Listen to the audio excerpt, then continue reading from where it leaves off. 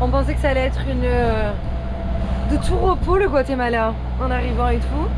Donc on s'était mis au mouillage devant le chenel pour passer le lendemain à la lancha ou quoi. Ou même le soir même en fait on voulait.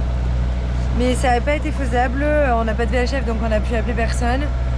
Et en fait il y a eu un gros orage à ce moment-là. Et on a repris la foudre.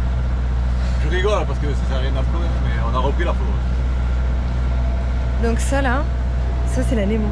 Si quelqu'un est spécialiste en foudre, franchement non mais j'ai vraiment besoin de parler avec des gens qui s'y connaissent. Parce qu'on entend de tout et de n'importe quoi. Et en fait non, là j'ai besoin de quelqu'un qui sait ce qu'il dit. Et pareil, les gens qui me disent oui, prendre la foudre une fois c'est super rare. Ok, ben nous on l'a pris 2 fois en moins d'1 mois. On en a vraiment marre et donc on va au port en fait. On va aller se mettre au port au Guatemala.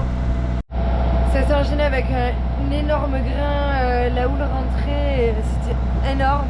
On est arrivé de 3 jours et demi de nav là. C'était trop bien parce que bah, du coup on est arrivé assez tôt. Finalement bah, on est parti en catastrophe de ce mouillage. Il y avait Oksana, Marcus et Luc et Sandrine qui étaient à un mouillage donc en face de la baie. Plus protégés pour le coup pour tout ça. En fait on les a rejoints en pleine nuit sauf que bah, avec c'était tempête quoi, beaucoup de vent, beaucoup de houle et tout. Donc en fait on n'avançait pas du tout. Donc ça a été très long, très dur.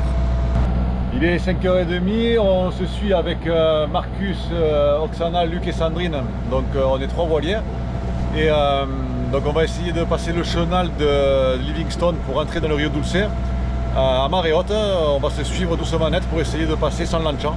Si jamais il y en a un de nous qui se coince, il faudra appeler à ce moment-là à la VHF pour qu'une lancha vienne nous incliner le bateau pour pouvoir passer dans le Rio.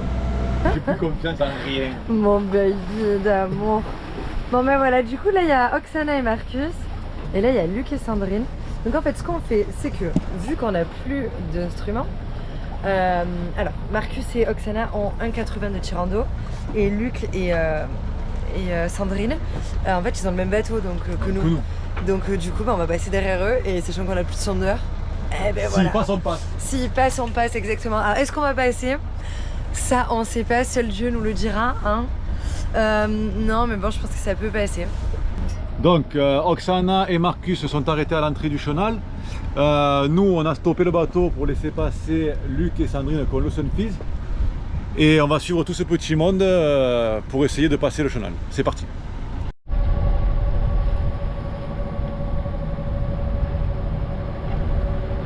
Bon du coup on est en train de prendre le chenal et tout, encore un petit stress à gérer de plus. On touche et du coup eux aussi. Et en fait on les rattrape là. Donc on est vachement proche de eux, ça craint là. Franchement ça craint de ouf. Avec le... Ouais, et à chaque houle nous porte plus vers eux aussi et on touche à chaque fois. Et voilà. Ça y est, on a passé la partie galère du chenal. Donc on a touché un petit peu mais c'est de la vase. Donc on a forcé un peu. Les copains devant aussi.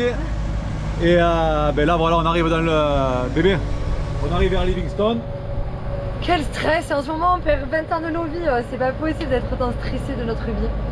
Là maintenant on part, bon on arrive à Livingstone, on va faire les formalités. Déclaration d'entrée. Et voilà. Et là il y a Marcus qui surveille nos bateaux. Il est adorable.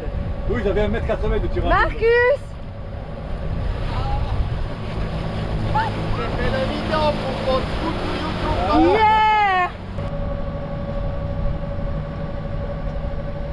Direction les formalités, bon, le boulet, elle, on s'en va, elle a oublié ses chaussures. Elles sont les clés. Voilà, on va faire les formalités, on va passer voir les copains vite fait, boire un café. Elles sont dans la pochette ou dans le sac. Les formalités sont faites, enfin en fait, ils sont passés au bateau, la douane, l'immigration, tout ça, l'agent et tout. Là on va à terre retirer un peu d'argent et à 11h30 on doit récupérer nos papiers et direction la remontée du Rio Dulce. Pour moi c'est un rêve, c'est vraiment quelque chose que je rêvais de faire. Donc après manger, on remonte le Rio Dulce. Livingstone baby, on l'a mérité. Hein.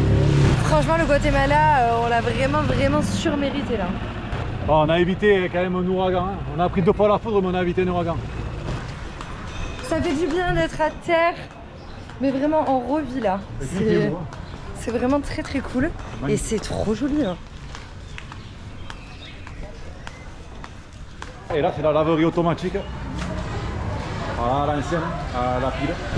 On en profite pour faire un petit tour dans Livingstone. C'est magnifique, on est dépaysé vraiment. C'est très beau. Bon, pour l'instant, on n'a pas eu trop de contact avec les locaux. On a acheté un peu des gigas. Là, on va aller récupérer les papiers, retirer des sous.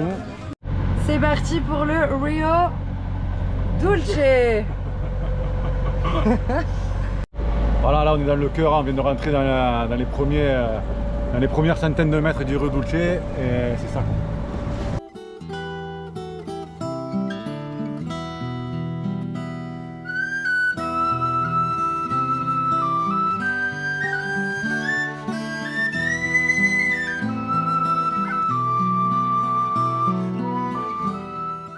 C'est magnifique, il y a beaucoup de courant, mais franchement la vue est à couper le souffle.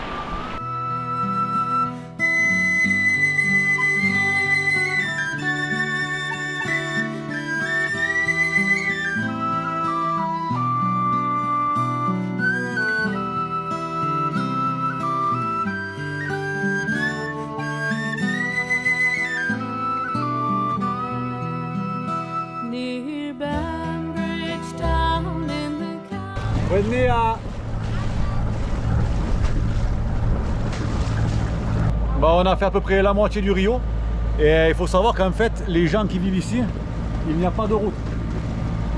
Donc tout se fait en bateau. Voilà, tout. Mais c'est vraiment un autre monde, c'est incroyable.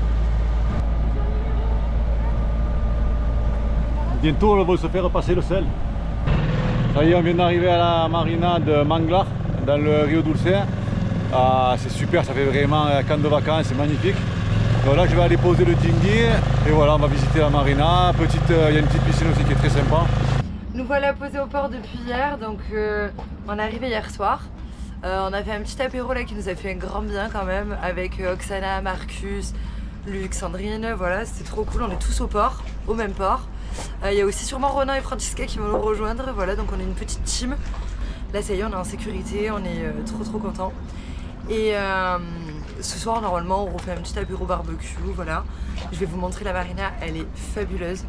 Là on a décidé d'aller faire un petit déjeuner avec Max, en tête à tête, tranquille, et pour visiter un peu aussi. Ça fait trop du bien d'être à terre, enfin, c'est trop cool là, vraiment on est trop contents. Enfin moi je pense énormément à tout ce que la tempête a détruite. Là aujourd'hui elle touche les îles Caïmans, là où on aurait dû être si on n'avait pas bougé ici. C'est vraiment dur, même elle a pris vraiment le chemin, les pays qu'on a fait il y a un mois quoi. La Jamaïque, on y était il y a un mois. On pense vraiment fort à toutes ces personnes qui ont vécu de près ou de loin ce péril en fait. Parce que voilà, c'est complètement destructeur et on a vu les îles rasées des Grenadines, on est assez choqués. Et on sait qu'on a vraiment pris la bonne décision. J'espère que ça va s'arrêter rapidement. Déjà elle a perdu en intensité, elle est en catégorie 3 pour les îles Caïmans. Mais j'espère qu'il n'y aura pas trop de dégâts quand même derrière tout ça. Même si les Grenadines ça a été horrible et la Jamaïque je pense qu'ils ont pris assez cher aussi. On a pris les bons choix au bon moment. Ça s'est joué à très peu de temps finalement. Et il fallait pas qu'il nous arrive quoi que ce soit en mer quoi. Donc ouais, c'est un petit peu choc émotionnel entre ça, la foudre qu'on a pris plusieurs fois et tout. Bah, c'est vrai que voilà, à gérer les émotions, là on fait une pause qui va vraiment nous faire un grand bien. On reprendra la navigation quand on aura envie et surtout à la bonne saison, à la bonne période. Donc ici pour le port on s'est mis comme en Grèce, c'est-à-dire on met l'ancre et en fait on recule. Ok, donc voilà, donc après on attache le bateau à cul. Donc voilà, donc c'est trop cool d'avoir retrouvé ce petit système. Là nous voilà dans la marina, regardez-moi ce salon. Donc en fait là c'est trop cool parce que bah, y a un petit barbecue, c'est vraiment un coin pour se retrouver. Le salon là très aéré, plein de livres français, anglais, espagnol, il y a vraiment tout, c'est génial. Et alors là le best pour la fin, un congèle. Est-ce qu'on va pas y rester ici? Peut-être qu'on va y vivre ici, hein. Franchement je sais pas. Non c'est trop cool, c'est super aéré. c'est magnifique et je vais vous faire visiter la suite. Voilà, donc après le petit salon détente, là il y a les sanitaires. Ah, c'est magnifique. Magnifique, ça fait vraiment village de vacances. Nous, ça ne nous coûte pas vraiment cher.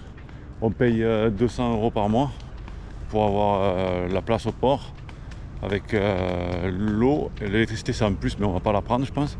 Si j'arrive à réparer les panneaux solaires, puisqu'on a repris la foudre, ça marche pas. Et là, la piscine. Voilà. Je crois qu'on va squatter un moment. On va squatter un moment. Voilà, ça roule.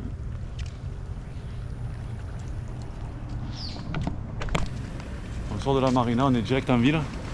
Donc là, on va aller voir ce qu'il y a au niveau des commerces. Ici, c'est vraiment beaucoup de choses se font en bateau, même en ville. Il y a des bateaux de partout. Et nous voilà en ville. Bah, ça grouille de partout, il y a du monde de partout.